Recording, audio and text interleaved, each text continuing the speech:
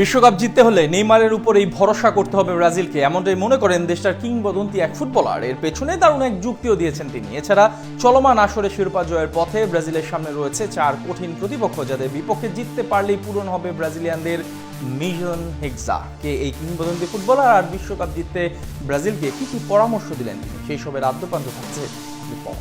সাম্প্রতিককালে বিশ্বকাপে সেলেসাউদের পদচারণা মানেই হেক্সা জয়ের মিশন। কোটি কোটি ভক্ত সমর্থক যেখানে বাঁধে রঙিন সব স্বপ্ন, আর আমেরিকার মাটিতে চলমান আসরে ব্রাজিলের সেই বহুকাঙ্ক্ষিত মিশনটি সফল করতে হলে দলকে ভরসা করতে হবে দলটি পোস্টার বয় নেইমার জুনিয়রের ওপরেই। এমনটা মনে করেন ব্রাজিলের 2002 বিশ্বকাপ জয়ের মহানায়ক রোনালদো নাজারিও। শুধু মুখের কথাই নয়, এর পেছনে দারুণ এক যুক্তিও দাঁড় করিয়েছেন কিংবদন্তি এই ফুটবলার। একই সাথে সেলেসাউদের ট্রফি ছোঁয়ার পথে 4 কঠিন প্রতিপক্ষ নামও বাতলে দিয়েছেন তিনি, যাদের টপকাতে পারলেই পূরণ হবে ব্রাজিলিয়ানদের দীর্ঘ 24 বছরের অপেক্ষা। এমনিতে 2026 ফুটবল বিশ্বকাপের নকআউট পর্বের লড়াই শুরু হতেই বিশ্ব ফুটবলের উন্মাদনার পারদ চড়তে শুরু করেছে। ঠিক এমন সময় ফরাসি সংবাদ মাধ্যম লেকিপকে দেওয়া এক বিশেষ সাক্ষাৎকারে খোলামেলা আলোচনা করেছেন রোনালদো। তার মতে এবারের আসরে শিরোপা জয়ের পথটা ব্রাজিলের জন্য মোটেও সহজ হবে না, কেননা সেলেসাউদের ষষ্ঠ বিশ্বকাপ ট্রফি ছোঁয়ার পথে দেয়াল হয়ে দাঁড়িয়ে আছে বিশ্ব ফুটবলের 4 পরাশক্তি। কারা সেই 4 প্রতিপক্ষ, এমন প্রশ্নের জবাবে রোনালদো জানান, এ তালিকায় তিনি রাখছেন বর্তমান champion Argentina, Kylian Mbappe France, দারুণ ছন্দে থাকা স্পেন এবং টুর্নামেন্টের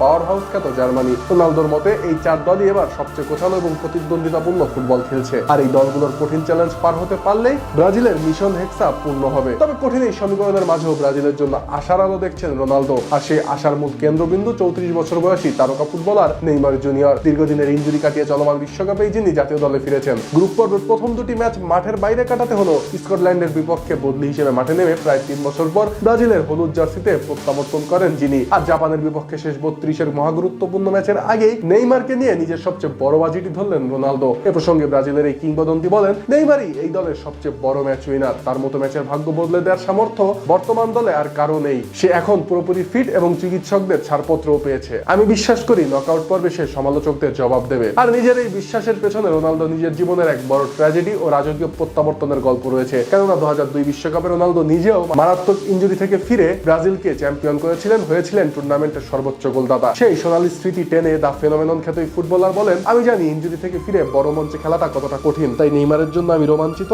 তার আর কিছু প্রমাণ করার নেই, তবে নিজের সেরাটা খেলতে পারলে সে সবাইকে ভুল প্রমাণ করবে। যদিও চলমান বিশ্বকাপে ব্রাজিলের আক্রমণ ভাগের সবচেয়ে উজ্জ্বল পারফর্মার ভিনিসিয়াস জুনিয়র 4 গোল করে তিনি ইতোমধ্যেই গোল্ডেন বুটের দৌড়ে অনেকখানি এগিয়ে আছেন। কিন্তু রোনালদো মনে করেন শুধু ভিনিসিয়াসের একার কাঁধে চড়ে বিশ্বজয় করা সম্ভব নয়। ভিনির এই দুর্দান্ত ফর্মের সাথে যদি নেইমারের অভিজ্ঞতা আর ফুটবলীয় মস্তিষ্ক যুক্ত হয়, তবেই ব্রাজিলের রেকর্ড ষষ্ঠ বিশ্বকাপ জয়ের স্বপ্ন সত্যি হবে। অর্থাৎ ভিনির গতি আর নেইমারের মায়াবী পাসের যুগলবন্দিতেই ভাঙবে ব্রাজিলের 2 দশকেরও বেশি সময়ের বিশ্বকাপ খরা।